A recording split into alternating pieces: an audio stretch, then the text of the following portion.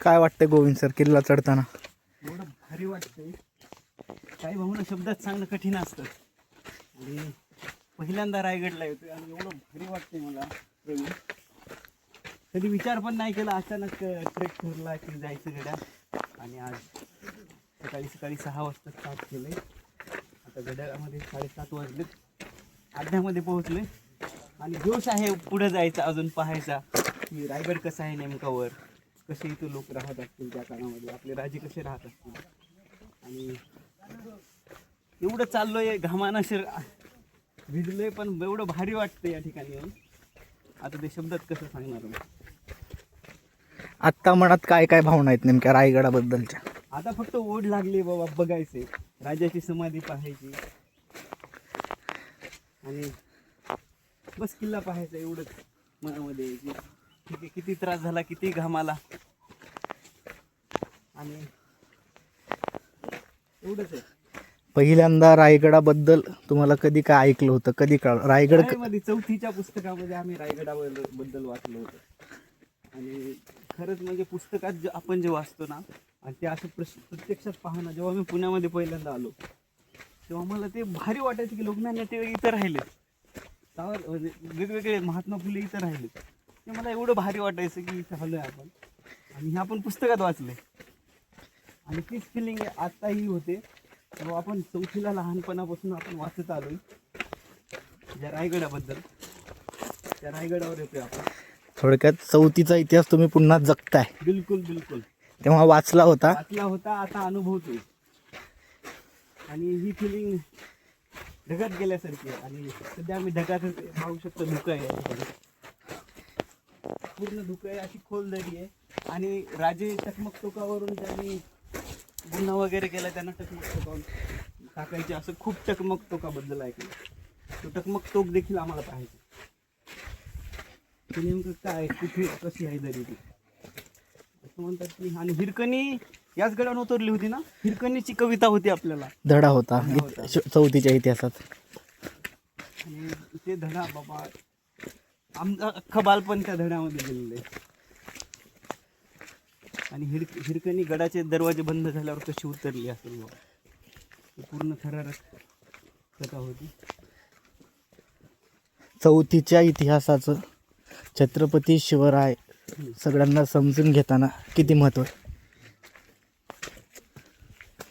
कशाचं? 4थीच्या इतिहासाचं. 4थीच्या इतिहासाचं खरंच म्हणजे खूप बालमनावर संस्कार होतात झाले त्यांच्यामुळं.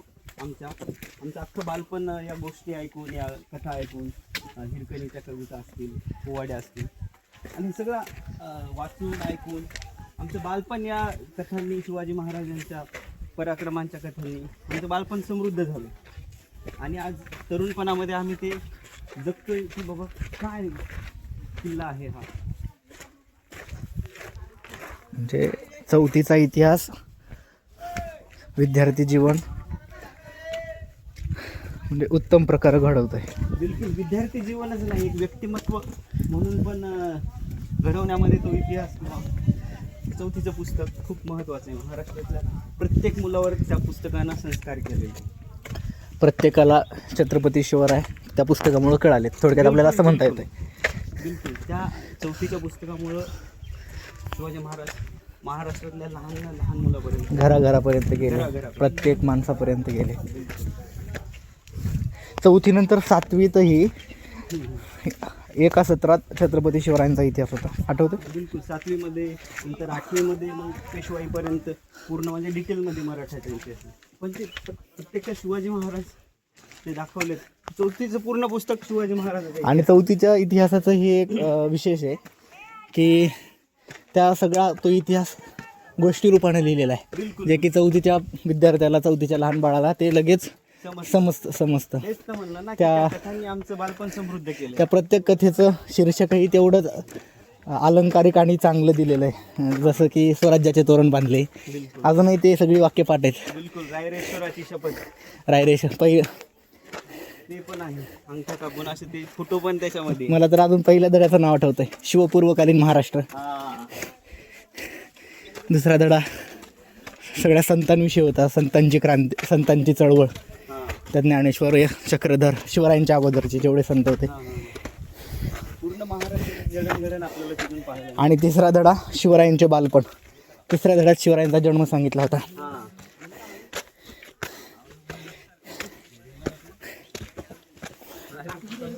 म्हणजे एवढा चौथीचा इतिहास चौथीला शिकलेला अजूनही पाठ आहे.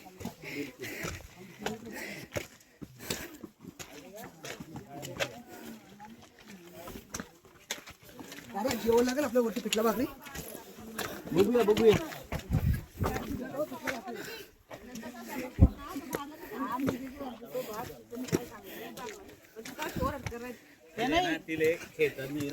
गप्पच त्यांच्या भाषेवरून मला वाटतंय की तरी नगर जिल्ह्यातले असतील. कोण? ते मागे पर्यटक. पूर्ण महाराष्ट्रातले वेगवेगळे डायलेक्ट बोलणारे लोक कसे कनेक्टेड आहेत शिवाजी महाराजांच्या इतिहासामध्ये, वेगवेगळ्या प्रदेशामध्ये असतील. खरं तर शिवरायाचा असा एक धागा आहे, त्यांनी सगळे बांधले गेलेले आहेत महाराष्ट्रात. नक्की नक्की.